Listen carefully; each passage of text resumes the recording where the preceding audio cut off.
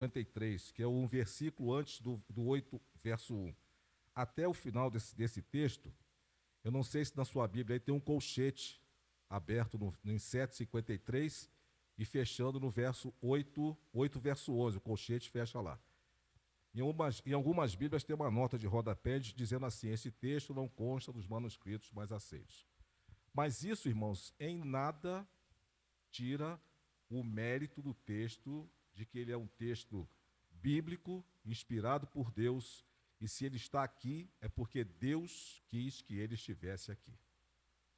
Então eu vou ministrar hoje, partindo da premissa de que esse texto é um texto da palavra de Deus, inspirado por Deus, e se ele está aqui é porque Deus quis que assim ele estivesse. Dito isso, nós vamos então agora fazer um breve contexto dessa passagem. Vamos então ver os personagens dessa trama. Nós temos aqui, primeiro, Jesus, escribas e fariseus, que era o grupo religioso daquela época, era a alta nata da religiosidade judaica, e a mulher que foi trazida, pega em adultério. Jesus estava no templo. Jesus estava no templo, ensinava no templo. Então haviam pessoas ali no templo, no pátio, ali onde aquela situação aconteceu. Quando Jesus estava ensinando, veio uma pequena multidão, um grupo de pessoas, arrastando, trazendo essa mulher e colocou essa mulher no meio, de forma que ela ficou exposta, ela ficou numa situação de constrangimento, ela se sentiu humilhada, ela se sentiu diminuída na sua dignidade, porque ela foi exposta à vergonha, à exposição pública.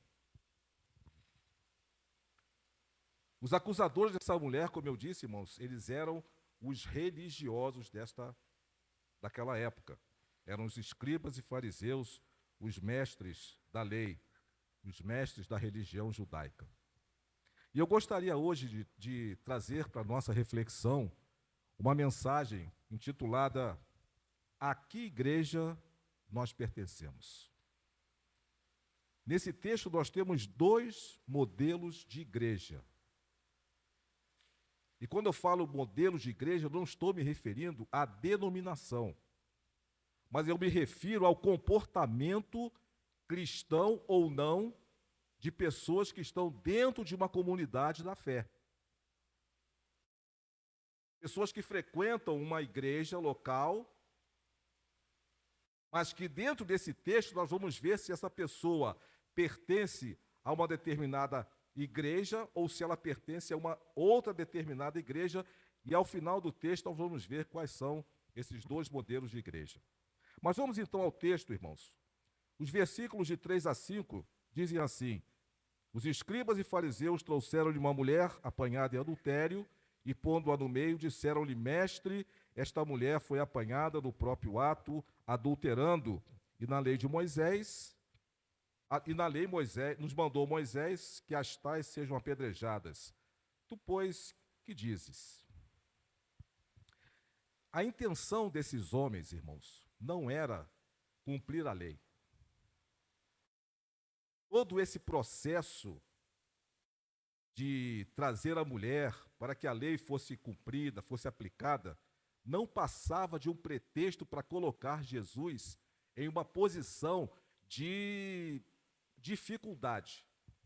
O que eles queriam era que Jesus tomasse uma decisão, e eles armaram uma cilada para Jesus, de tal forma que eles deram duas opções. Se Jesus tomasse a opção A, ele ia ter problema. Se ele tomasse a opção B, ele também teria problemas. Mas existe uma outra coisa interessante dentro desse processo de julgamento, e eu não sou da área do direito. Nós temos aqui, pelo menos eu conheço dois irmãos aqui que militam na área do direito, o David, os dois David, né? Um está fazendo, um está cursando, o outro já é formado e já exerce a advocacia. Então nós temos aqui, parece que, irmãos, eu não posso falar com propriedade, um vício no processo. desse processo judicial. Qual é o vício? A lei de Moisés, nós vamos ver isso mais à frente, ela diz que quando uma mulher fosse pega em adultério, teria que ser trazido a mulher e o adúltero. O homem, a mulher que estava praticando o adultério e o homem que estava com ela, uma vez que o adultério é um pecado que você não pode cometer sozinho. Você pode cometer qualquer outro pecado, por exemplo, quem bebe, quem fuma, quem usa drogas ilícitas, ele está pecando contra o seu próprio corpo. Paulo fala isso em Coríntios, né? Que a gente pode pecar contra o nosso próprio corpo. Mas o pecado de adultério, prostituição, é um pecado que você precisa de um outro parceiro para que ele seja consumado. Ninguém adultera sozinho, ninguém prostitui sozinho. Então nós já temos aqui um problema. Essa mulher foi trazida e esse processo já tem um problema aí. Né? Se fosse nos nossos dias, o advogado da mulher já ia apelar para essa situação aqui. Já ia falar assim, opa, peraí. A lei fala que tem que trazer a mulher e o camarada. Cadê o camarada? Então isso aí já poderia até impugnar, né? Talvez esse julgamento. Né? Eu estou falando aqui como leigo, tá? Depois, se eu estiver errado, os universitários aí, aqueles que detêm o conhecimento, por favor, me corrijam. No verso 4 diz que ela foi colocada no meio. Então eu quero aqui trazer para os irmãos a situação dessa mulher. Quando Jesus estava no templo ensinando, já havia uma pequena multidão, porque Jesus ensinava no pátio do templo. Então já tinha uma multidão. Quando os fariseus e os escribas e mais algumas outras pessoas trouxeram a mulher, então ficou um círculo com os acusadores e a mulher no meio, e em volta dos escribas e fariseus, outro círculo formado de curiosos, que eram as pessoas que estavam aprendendo com Jesus. O motivo da ausência do adúltero, ou seja, do camarada que estava praticando adultério com essa mulher, ele pode ser explicado, de acordo com alguns estudiosos, em primeiro lugar, pelo caráter machista, porque a sociedade judaica era uma sociedade machista. A mulher não tinha voz nem direito na sociedade daquela época. A mulher era relegada a um plano inferior. A mulher não tinha direitos, ou se tinha, eram poucos os direitos da mulher naquela época.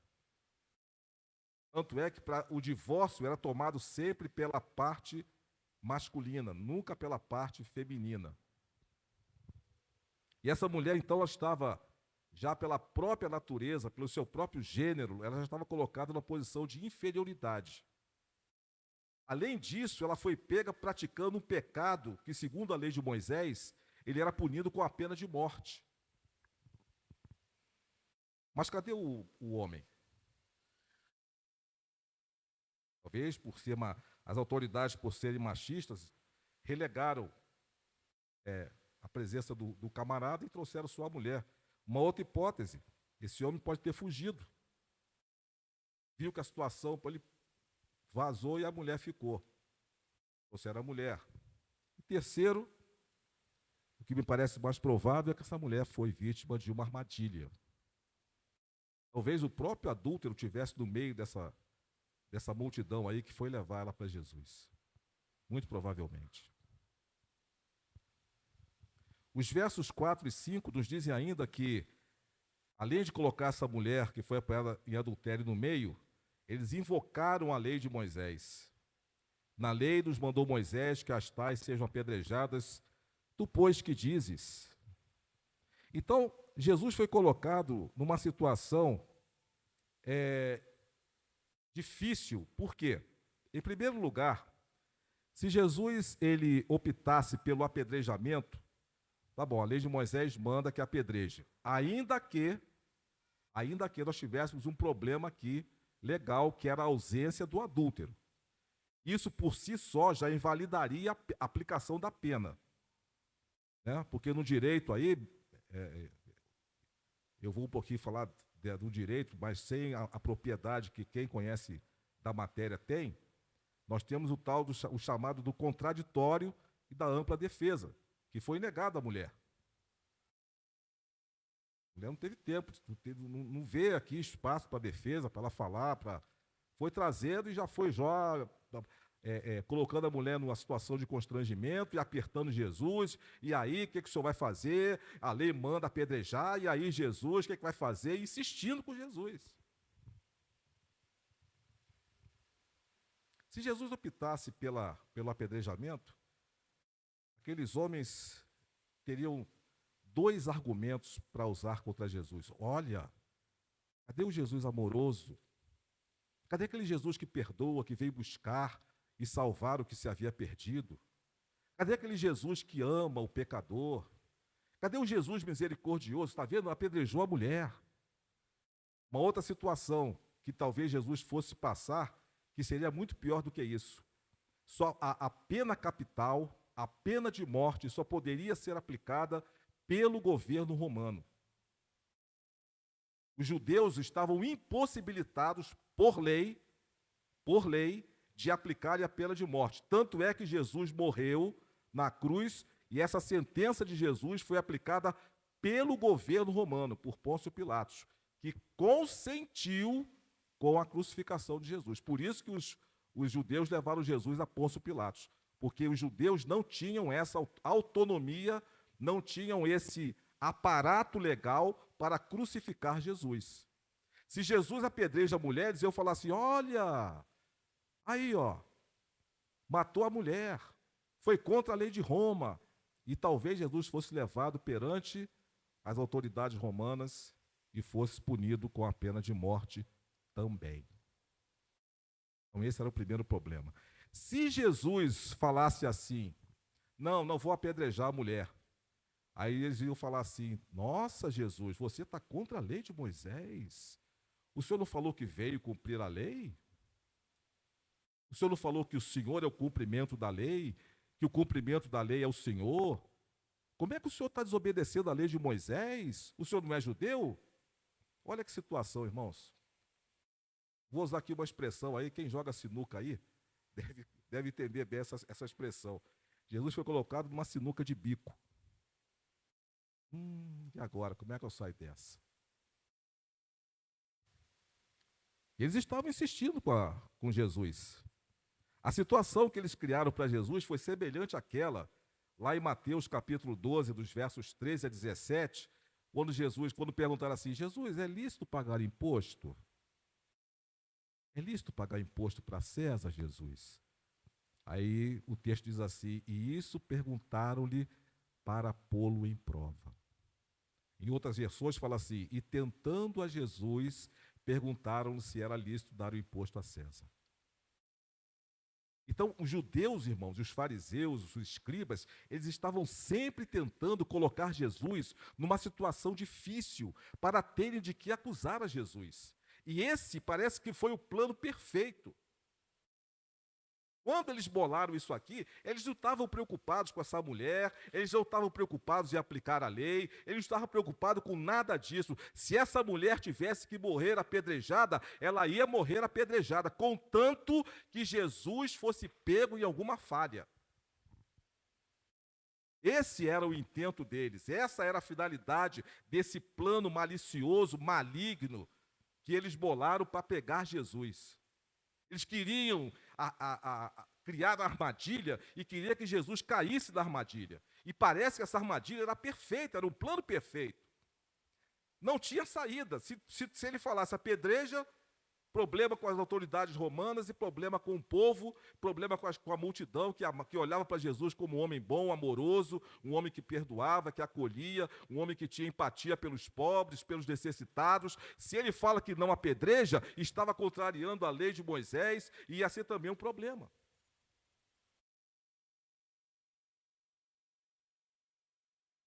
Muitas pessoas questionam versos 6 e 8. Olha aí na sua Bíblia o verso 6. Isto diziam eles, tentando-o para que tivessem de que o acusar.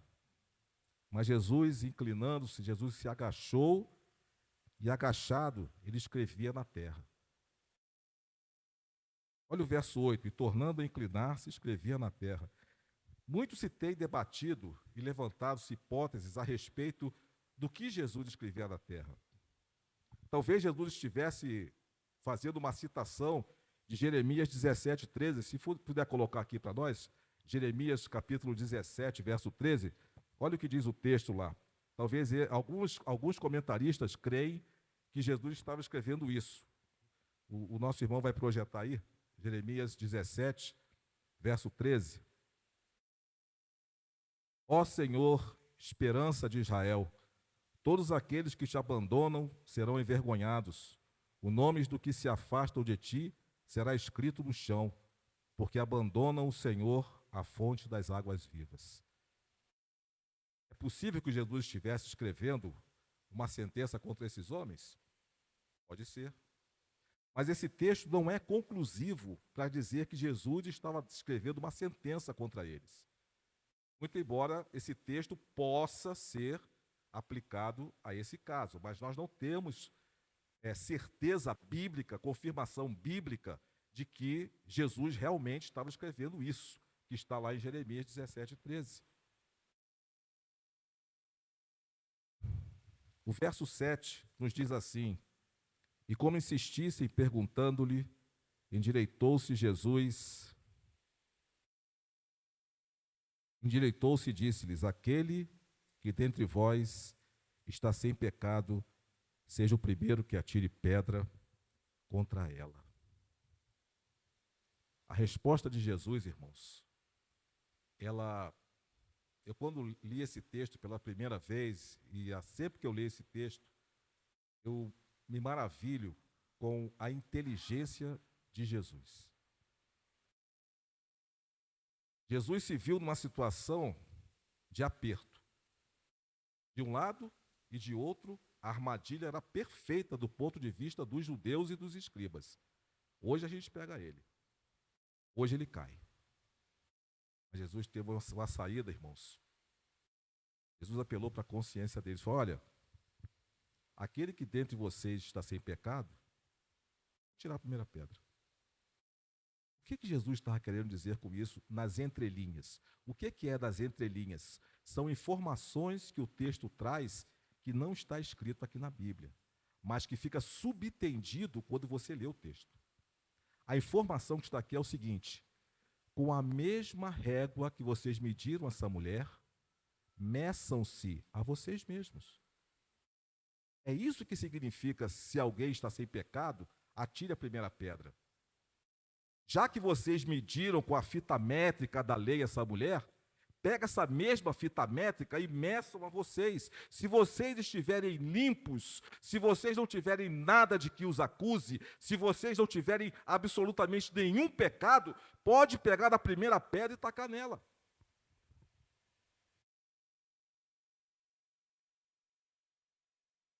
Jesus parece que está citando aqui Deuteronômio capítulo 13, versos 8, 9 e 10, que eu vou pedir aí para o nosso operador de caracteres aí para colocar para nós, por gentileza.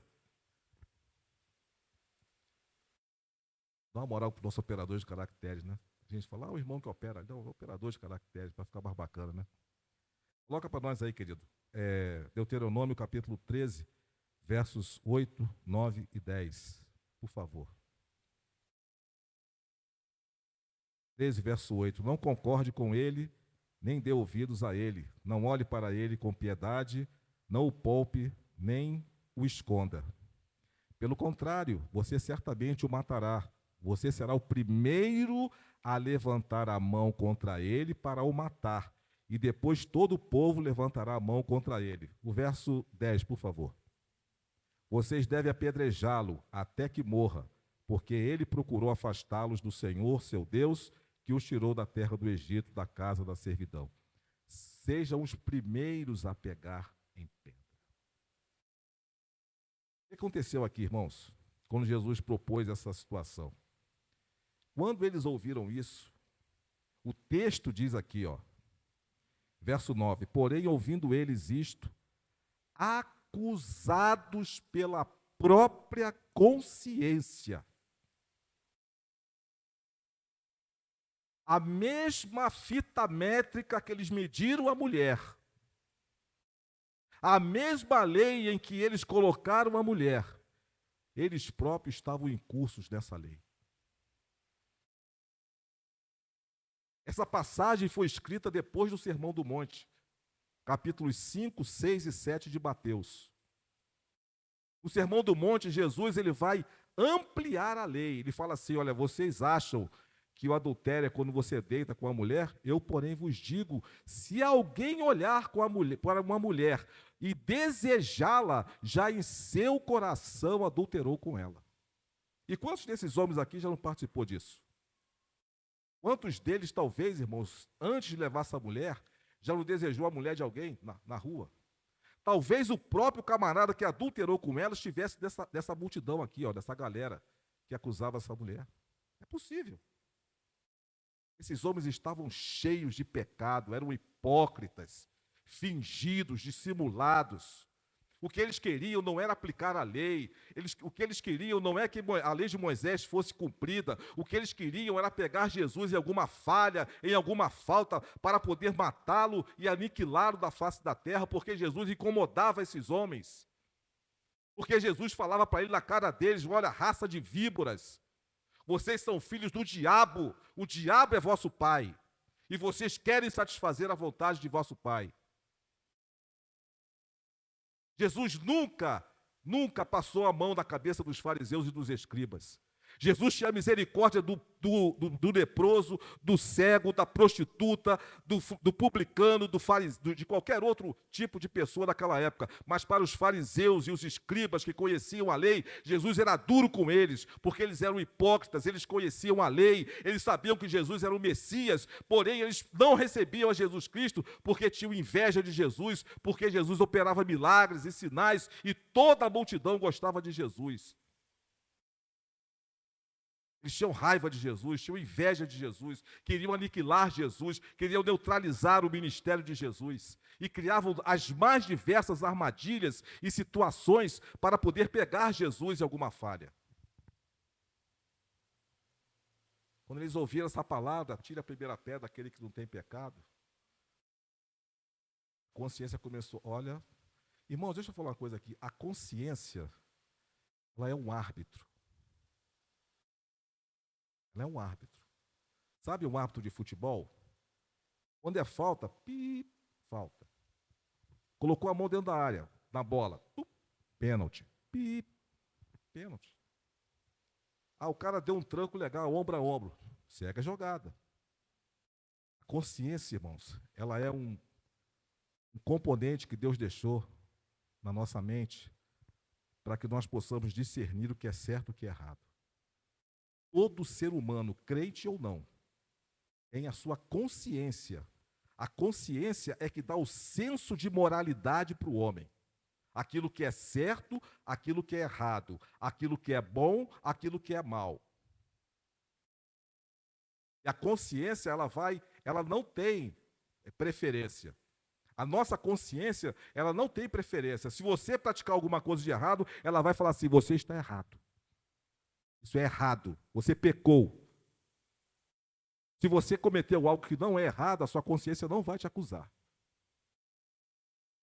E esses homens, a consciência falou: adúltero, você que cobiçou a mulher lá do sacerdote, você que deitou com a mulher do levita, o que você vai tacar pedra nela?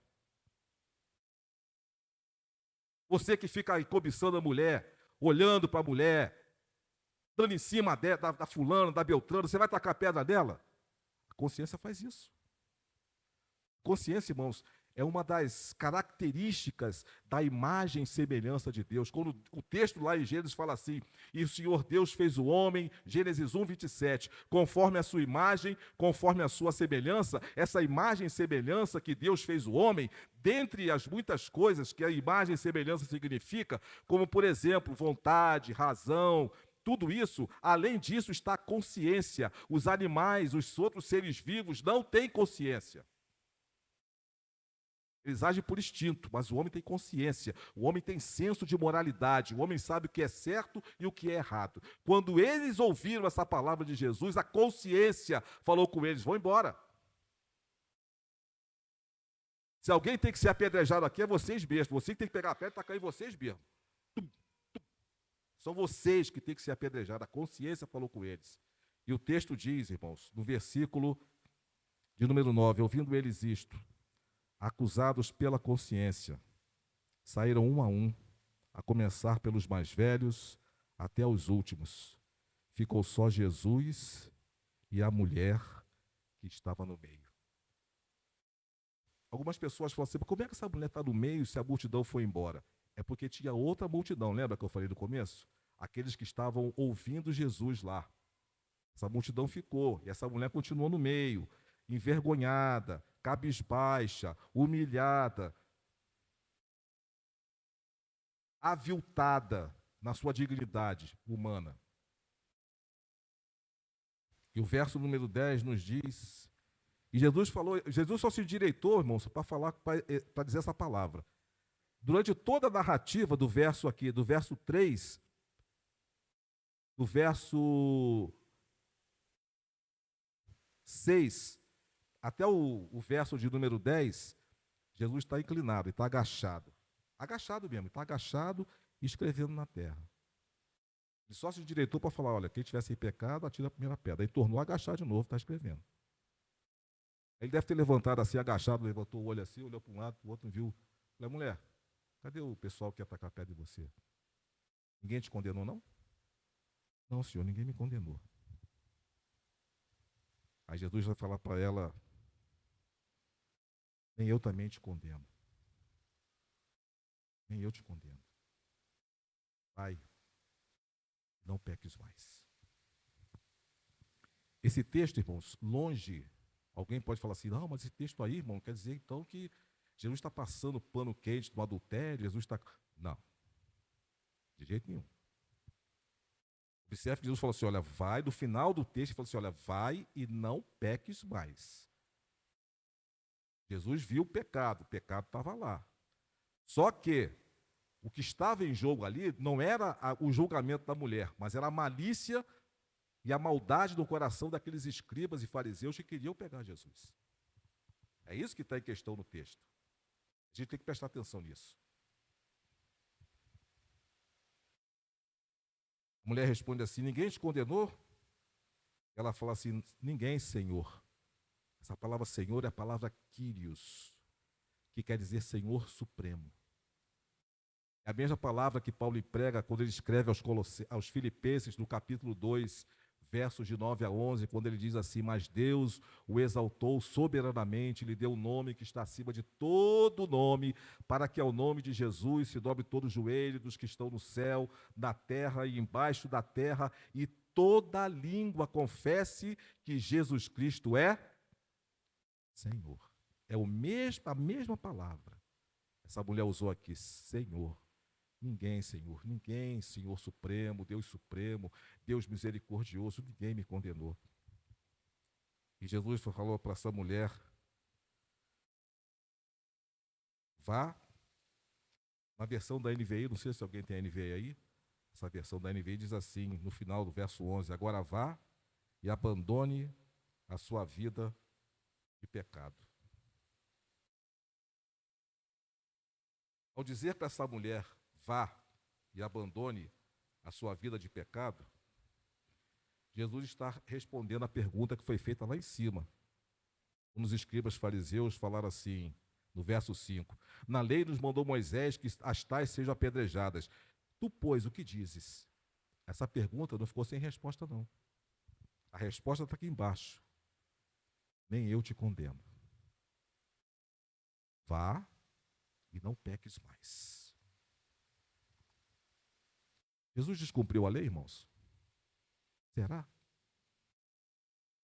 Vamos ler Romanos capítulo 13, verso 10. Nosso operador de caracteres vai, mais uma vez, me dar uma moral. Vai colocar aí Romanos 13, verso 10. Como está escrito, 13, é o 13. 13, 10.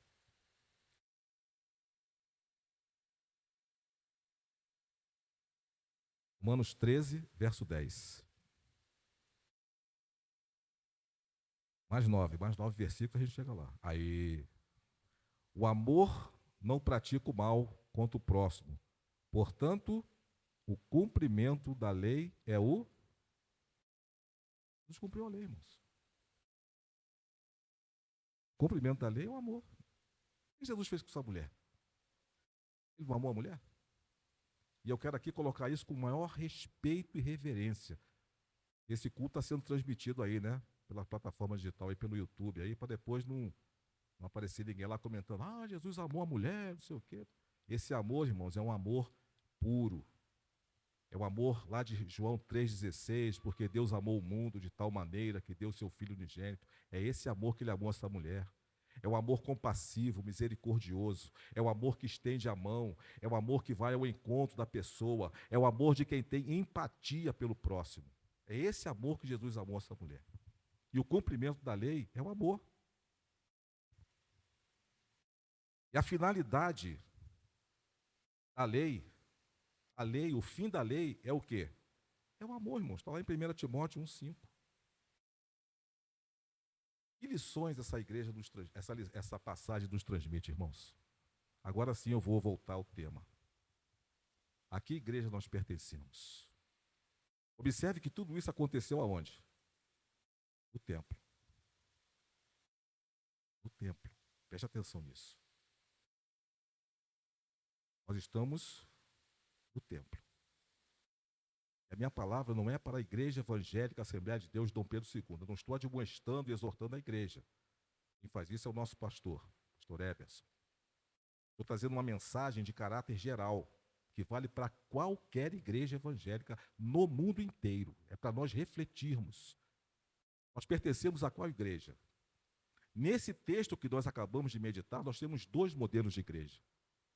Nós temos a igreja cristocêntrica, nós temos uma igreja farisaica. Quais são as características da igreja cristocêntrica? A igreja cristocêntrica não compactua com a injustiça. O crente de verdade, ele não pode compactuar com a injustiça, seja ela em que nível for, aonde estiver. A igreja cristocêntrica não humilha o seu próximo. A igreja cristocêntrica, a igreja que tem o caráter de Cristo, a igreja que reflete Cristo na sua forma de viver, ela possui consciência pura. A igreja cristocêntrica, irmãos, ela exercita o perdão. A igreja cristocêntrica, irmãos, ela pratica o amor fraternal. Não foi isso que Jesus fez no texto? Esse é o modelo de igreja. Eu e você temos que pertencer. Por outro lado, nós temos outro modelo de igreja, nós temos a igreja farisaica. A igreja farisaica, ela usa de meios escusos, ou seja, de meios ilícitos, para atingir seus objetivos. A igreja farisaica, ela expõe as pessoas a condições humilhantes. A igreja farisaica, ela usa de hipocrisia, ela é hipócrita. A igreja farisaica, ela não ama o seu irmão e nem ama Cristo. João, na sua primeira epístola, diz assim: se você diz que ama a Deus e não ama seu irmão, você é mentiroso. Porque como é que você pode amar ao seu irmão, a Deus a quem você não viu, e você não ama o seu irmão a quem você vê? Para eu dizer que eu amo a Deus, eu tenho que primeiro amar o meu irmão, amar vocês que estão aí, ó. Se eu não amo nenhum de vocês, eu não amo a Deus. Ou se eu não amar apenas um de vocês, um. Aí eu amo todo mundo, menos ali a irmã Carla, menos o irmão aqui. Não, irmãos, então eu estou errado. Eu não amo Deus coisa nenhuma. Eu gostaria de fechar essa meditação com dois testemunhos, ou melhor, duas ilustrações. Uma da igreja cristocêntrica, outra da igreja farisaica. Vou começar pela fruta podre, depois eu vou passar para a fruta boa. Em uma igreja em São Paulo, um grupo de prostitutas se converteu. Se converteu de verdade. Passou a frequentar a igreja, passou a ir aos cultos, e, enfim, mudou de vida, mudou as vestes e tal. Se converteram. Mas havia dentro da igreja um grupo de irmãs que não topava com essas mulheres, por conta da sua vida pregressa. porque elas eram prostitutas, eram. Não são mais, porque agora elas estavam em Cristo. E a palavra de Deus diz, em 2 Coríntios 5,17, que se alguém está em Cristo, é nova criação. Então essas mulheres agora estavam em Cristo. Mas a vida pregressa delas causou em algumas irmãs, inclusive uma era dirigente do círculo de oração, uma aversão. Não vou com a cara, não gosto. E sempre discriminando. Ao ponto de um dia, essas irmãs, um grupo, eram irmãs influentes na igreja, elas chegaram para o pastor e falaram assim: pastor, a gente precisa conversar com o senhor. O pastor, pois não. Olha, pastor, eu quero dizer uma coisa para o senhor. Aqui nessa igreja não dá para continuar eu e essas mulheres, não. O senhor vê aí. Ou elas, ou nós. A igreja é farisaica, irmãos. A igreja não é cristocêntrica. Ser fariseu e ser cristocêntrico é comportamento. Estou falando de comportamento. Agora tem uma outra ilustração positiva da igreja cristocêntrica. Havia uma determinada igreja, esse testemunho eu vi aqui, acho que foi aqui assim que eu cheguei aqui em Anápolis, eu ouvi esse testemunho. Numa determinada igreja tinha uma irmã, acho que era o mesmo DNA dessa lá de São Paulo, né? Ficava assim: pastor, tem uns irmãos aí que estão, ó, bebendo.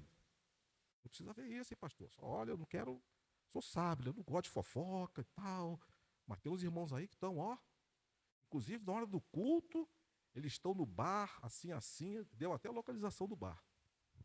Só faltou passar a localização, né? Se tivesse o WhatsApp naquela época, ela tinha passado a localização para o pastor para ele já ir direto lá. Bebendo, ó.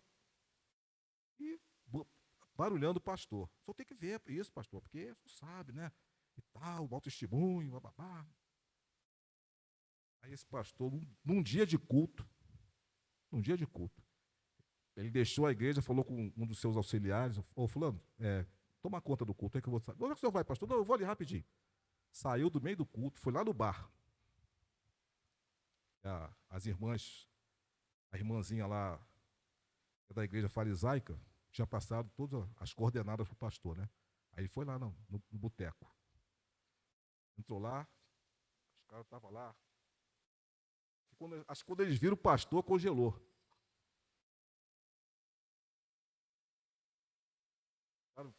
O sangue deve ter ficado igual a vela. O pastor entrou, sentou na mesa, não falou nada. Nada, se diga bebida, não falou nada. Conversou, como é que você vai, como é que você está e tal, como é que está a família. Pô, dá uma coca aí.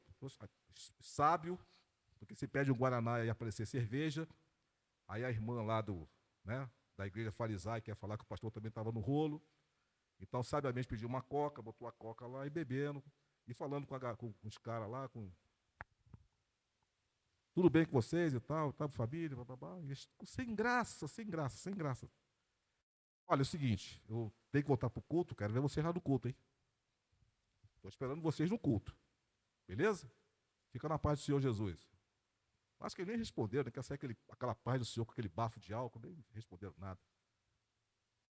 O pastor voltou para o culto, passou uns minutos, chegaram os quatro lá, sei lá quantos eram, desconfiados, sentados lá no culto e ficaram lá. Até onde eu sei, ficaram na igreja firmes lá algum tempo. Não sei se permaneceram, mas essa é a atitude de uma igreja cristocêntrica. Igreja que resgata, igreja que ama, igreja que procura a ovelha, ao invés de matar a ovelha que está doente, pega essa ovelha, traz para dentro do aprisco e cuida dela, dá remédio, dá comida, dá assistência. É isso que nós precisamos ser, irmãos. E é esse o motivo do título dessa mensagem. A qual igreja você, eu, nós pertencemos?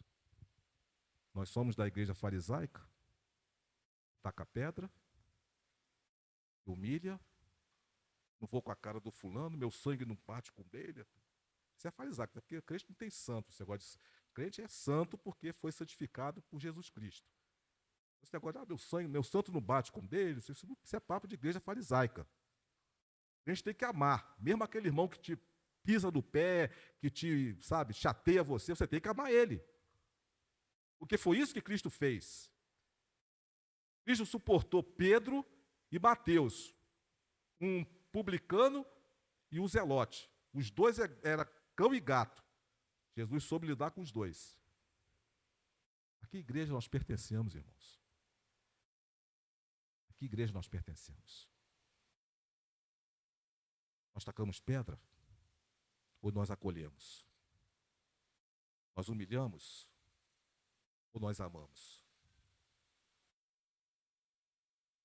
Eu lembro que eu estou pregando aqui coisa que eu vivi, tá?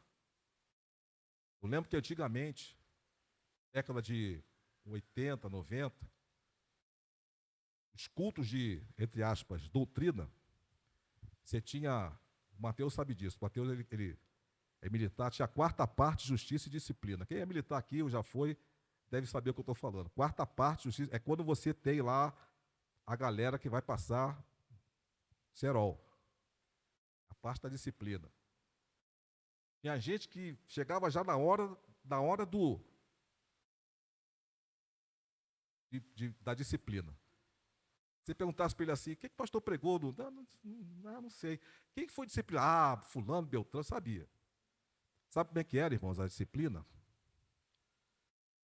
Do jeito que eu estou aqui, ó. Do jeito que eu estou aqui.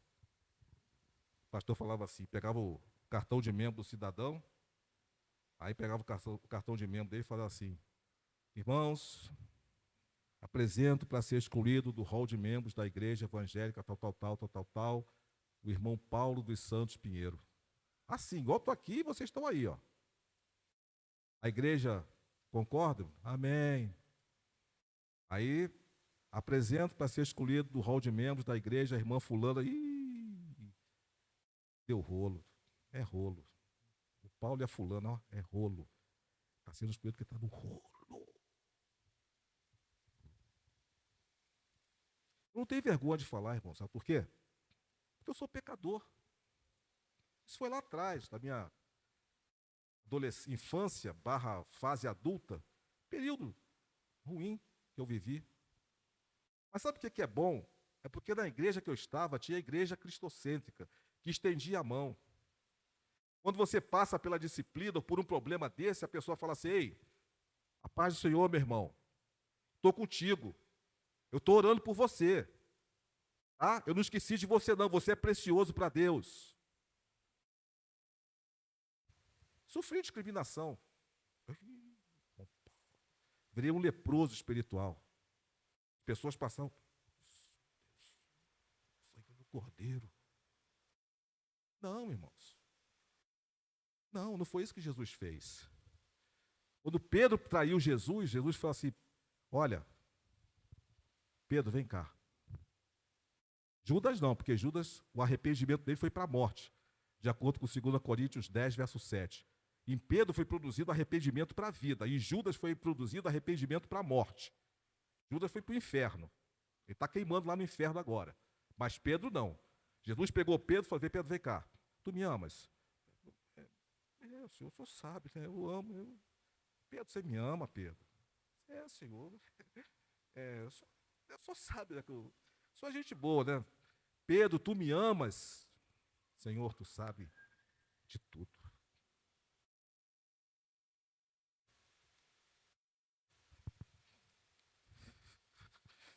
Oh, glória. Irmãos, nós precisamos ser a igreja cristocêntrica. Estender a mão para o irmão que caiu. Amar aquele irmão que nos faz mal. Ser compassivos e misericordiosos com todos, indistintamente. É isso que o texto está nos ensinando. Eles queriam matar a mulher, eles queriam execrar aquela mulher, eles queriam vilipendiar aquela mulher. Mas o amor prevaleceu. Mulher, não te condeno. Tem gente que cai, irmãos, lutando. Tem pessoa que cai no pecado lutando contra o pecado, não deu conta de vencer.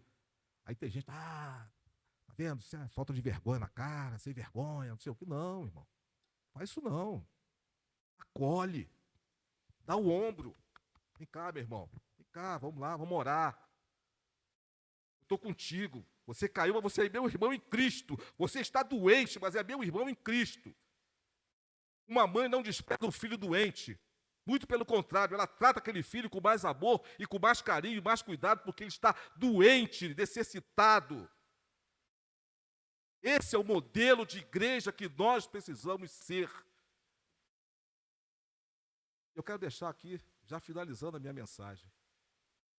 A sua consciência vai te responder. A qual igreja nós pertencemos? Amém? Vamos ficar de pé, vamos orar.